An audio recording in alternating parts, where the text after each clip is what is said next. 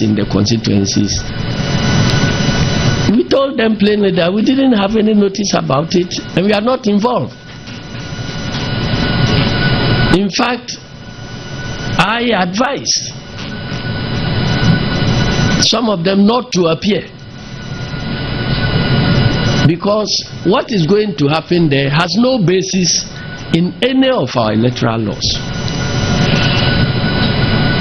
Now, checking from the police about what was happening there, we were told that the Electoral Commission had informed or misinformed the police that the political parties have come together through consensus that we must establish this center at the police training school and then bring all the areas under contention for these issues to be addressed. And we said that sorry, because we tried to find out why would the police accept to protect people who are engaged in some illegality to go about their business. And this was what they told us. We have since told them that we are not part of it. We have never discussed any of these things with the Electoral Commission anywhere.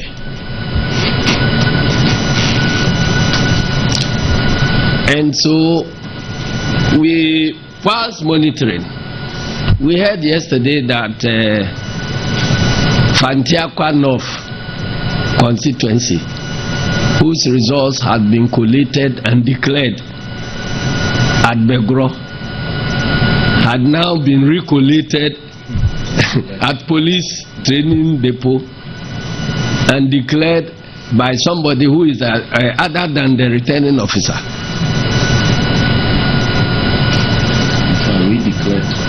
Yeah, in fact, it doesn't amount to redeclaration, because the person who was forced to declare at Tesano is not a designated person who has power or authority to declare any results of Fantiakwa at all. In fact, he was standing by where the returning officer declared. So, and that person was standing by the returning officer in Begro when the returning officer was declaring the results. And then he is now invited to come and redeclare. And I'm not surprised. You know, it reminds me about your drama in Parliament where Mr. Speaker presides and takes a decision, and then the following day MPP forces a deputy speaker to go and reverse the decision of the speaker. So this is the hallmarks of MPP's impunity. So we don't want to, you know, engage in anything that will escalate tensions. So we have proceeded to court and have applied to injunct the process that is going on there. And we hope we are putting the Electoral Commission and all other people involved in that illegality on notice that what they are doing amounts to an illegality. If they choose to proceed, then they will be ready for the consequences. The staff of the commission who are engaged in this illegality, there will be consequences for them in future. And let me also advise some other influential people in society. I hear that in some places chiefs are involving themselves in this electoral process and putting pressure on commission officers work according to law. We are also advising Nananom that it is for very good reasons that the Constitution provides that Nananum should not be involved in active partisan politics. But if they choose to descend into the arena of controversy, then they know the consequences will be obvious. So we are advising Nananum to conduct themselves, as many of those who are involved, to conduct themselves as chiefs of all the contestants and not to enter into this arena of controversy. Because if you present yourself as a politician, we will treat you as a politician. If you present yourself as a competitor, we treat you as competitor. If you present yourself as a contestant, the other contestants will treat you as such. And I don't think it will be good for us, because the provision in the Constitution barring chiefs from participating in this active politics has at least served our democracy that far. And so we are advising Nananum to take note of that and contribute their quota by way of peace building rather than entering the arena of controversy. Now, I heard my junior brother Afenyo Makin, who, having rejected the position of minority leader, is now on his way to becoming a micro minority leader. Bragging that he belongs to a party of rule of law and all that. Who doesn't know about MPP? We in the National Democratic Congress don't need lectures from Afenyo Makin about democracy at all. Indeed,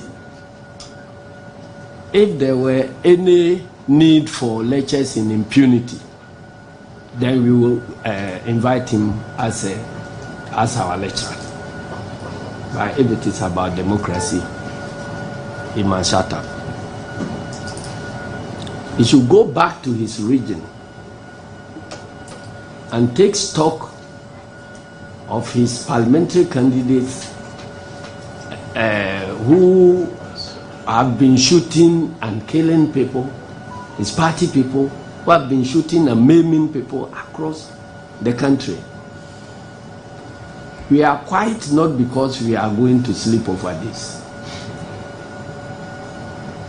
We are sending notice that all this violence, right from 2016 to date, will be properly investigated, and our electoral system and democracy will be cleaned of these violent states. Immediately we take over. And so anybody who is thinking about abusing these 3 weeks, abusing his power during these 3 weeks to create any problem, he must know that there will be consequences for him after the takeover. We want to thank you all, and may God bless our homeland, Ghana.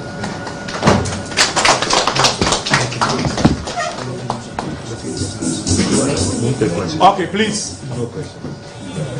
No, we want. Well, if you want to ask any questions, you are free to do so that. The CID director is dodging the internship in Saints. I posted on CTFF. He's on notice. The CID director is blocking the service of the internship. Okay, thank you. The next question, please. Yes. TV3. Yeah, so just to find out from you if you've informed the IGP about what is happening at the police training school, because as the head of the police service, it should be okay, right. So what happens to the constituencies that have been redeclared? Redeclaration of the new constituencies. As well, yes. Yes, General, you just told us that. Oh, don't worry, I'm still General. Go ahead. You just told us that the process ongoing at the police training school, the NDC as a party was not informed. Yes. You've come to the conclusion that you are placing an injunction on the whole process. Did you arrive at this conclusion because at a point the NDC as a party realized that members or your candidates who were declared winners are now turning to be losers? Was that the position? Is that the position of the NDC? Okay, no. All right. Yes, GH1. Yes, so you're saying that, but we've seen that, and that results must be declared at the constituency. But we've seen that other results were declared at the EC regional office here in Accra. Do you still hold the same position on that? All right. All right, so that will be all. Yeah. Blocking the service, the redeclaration. Well, you can run, but you cannot hide. This is notice that we are giving them. We are putting the whole country on notice. So if an individual officer knows that he is conducting himself well according to law, why would you be running away from service? So the fact that they are running away from service means that they intend to become fugitives of the law, and you know what it means when you get arrested. The injunction application has already been served on the Electoral Commission. Through one Daniel Nyamiche. So the one who received the service is Daniel Nyamiche at the headquarters of the Electoral Commission. So the Electoral Commission has been served. Bosman Asare, Dr. Bosman Asare has acknowledged receipt of the application, and the director of CID, Faustina Adokofi, appears to ignore the process and has asked the EC to continue. So if Adokofi is allowing the process to continue, she would bear the consequences of her action. And the rest of the questions, it has been answered. I'm saying that, look, if you all sign a declaration here that we are going to commit crime, does that make the commission of the killing of the person legal? It does not. It's conspiracy to commit crime, and they can deal with all of you. And I'm saying, as leader of this party, that I'm not involved in anything that has, arrived at any consensus to do anything anywhere. And when there is a declaration, nobody can do any other declaration. You resort to court. If Afenyo Markin is listening, you go to court. All these charges about I declared under duress and so on, they will be part of the evidence that you will lead in court, that I did this under duress. And then the elements of duress will be investigated, the particulars of the duress will be investigated.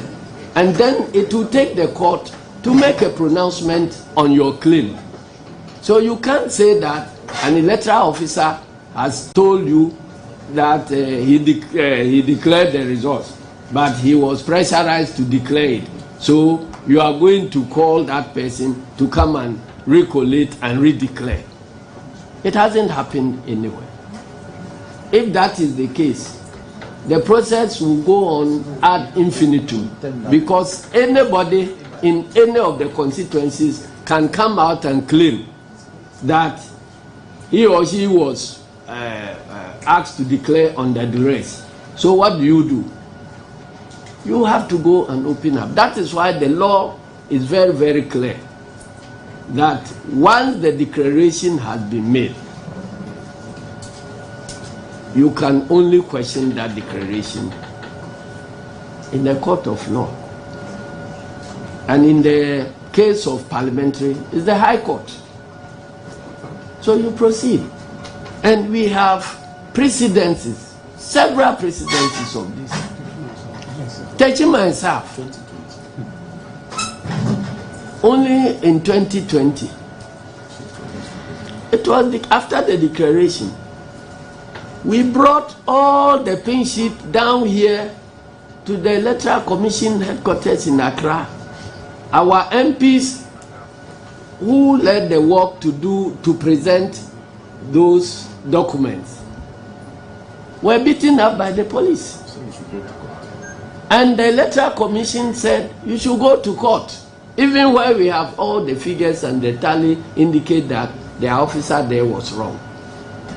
So we went to court. So what has changed? And incidentally, they are now talking about the same Techima Nsaf, where they are claiming that some declaration was done wrongly in office. And sought to find out from us what we thought they could do, because we had addressed the press that wrong things were being done. So they followed up to President Mohammed's office to try to find out whether they could be of any help, because they heard us appealing to them. And we said that, look, the pink sheets are there. Things that are being done, we believe are wrong. So can we all meet at a place, MPP, NDC, in the presence of external observers? Then we all go through the collation, and whatever the figures will come out, we will all accept. That was where they were talking about, they were talking and changing figures, talking and changing figures. So we said, let us deal with this thing once and for all. Can we all meet and resolve it?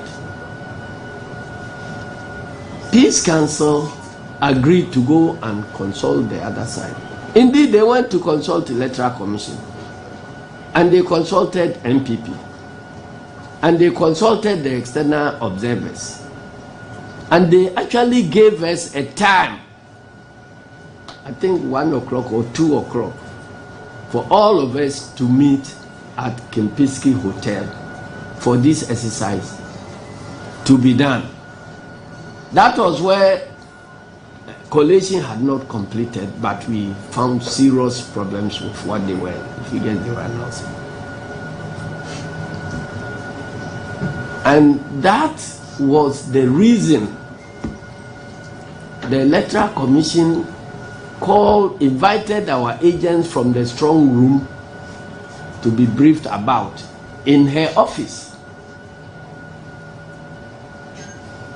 And so when they had that information, they were now proceeding to go and see President Mahama so that we will all reconverge at the Kempinski Hotel for the exercise that we all agreed to undertake.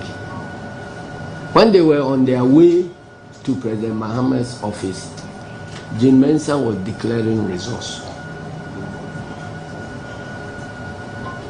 And the claim was that if we didn't agree to anything, we should go to court. We went to court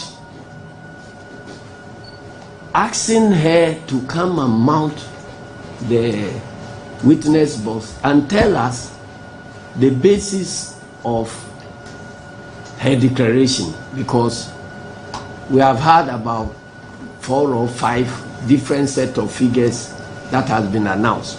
So we can only get to the bottom when she tells us what figures total which results she declared. Our case was simple, because you have declared results, and we said that give us the figures whose total come up to that result. And the court blocked her from accounting to the nation and turn around to say that we who were demanding that he should tell us the total of her work, we should rather bring our pink sheets. What they are doing now, subsequently, when we brought pink sheets in the case of some constituency election results, as we did in Techiman, Electoral Commission managed to produce some figures which were completely different from those they had signed to and given copies to us. So this conduct is undermining a key transparency measure. Where we are going now, and by the ruling of the Wenchi court in the case of the Techiman issue, is that even if you are holding a pink sheet signed by Electoral Commission, is useless. If Electoral Commission is able to get another pink sheet whose figures are different, then you must go according to Electoral Commission's figures. So what check would the political parties have against the Electoral Commission officials themselves engaging in fraud? Nothing. So it's a major issue we will be addressing in the next government to make sure that we restore the credibility of the Electoral Commission and the confidence Ghanaians had in our commission before the advent of Madam Jane Mensah. So I think we have, and then somebody was saying because we did what? It is neither here nor there. If we want to follow it, because me, if I went round and everywhere that we lost, I bring them and say that, okay, the declaration, my claim is that the declarations were done under duress. What will prevent them from recollating? It will be a chaotic situation.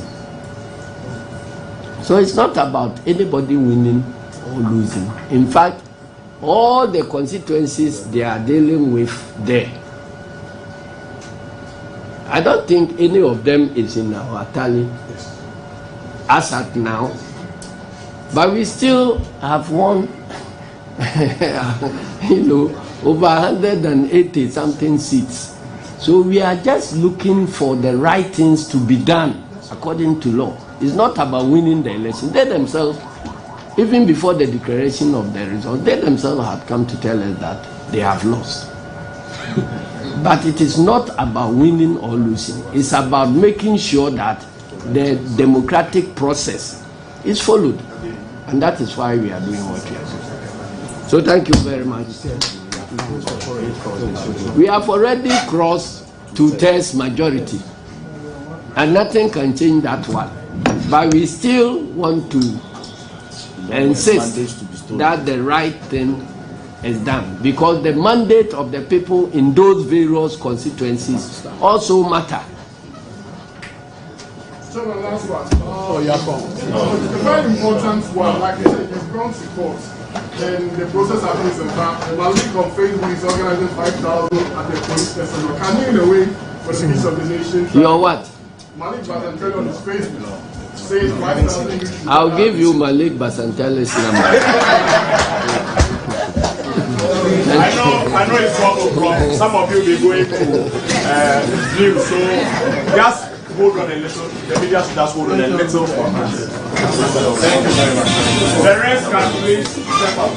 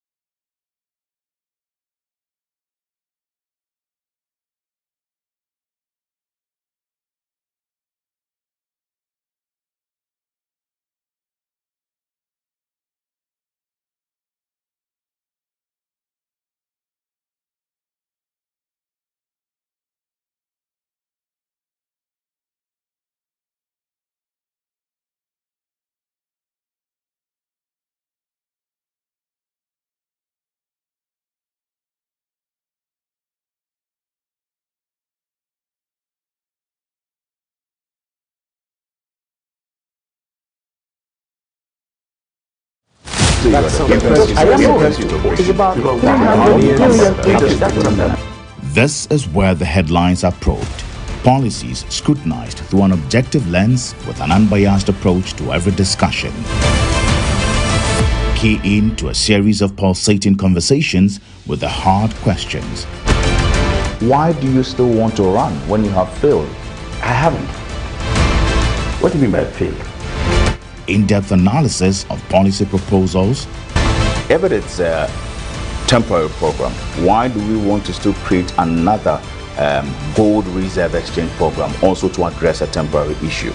If you introduce a temporary measure and you realize that the temporary measure works and is sustainable, you have to rethink whether or not it should just be temporary. And every agenda and positions intellectually debated to set the record straight. Look, you still don't answer the question now. Go on. Question is, if Article 78(1) is anything to go by, your ministers of state largely are supposed to come from the parliament. Yes. The law says that not less than 10 and not more than 19. So these are your cabinet, your ministers of state you're going to get. How do you intend to resolve? Have you thought about managing that header? Absolutely. If I hadn't, I probably would not get on the fray to do this. On Focus on ABC, we focus on the matter, the personality, and the answer beyond the rhetoric. Focus on ABC shows every Thursday at 7 p.m. only on ABC News Ghana Television.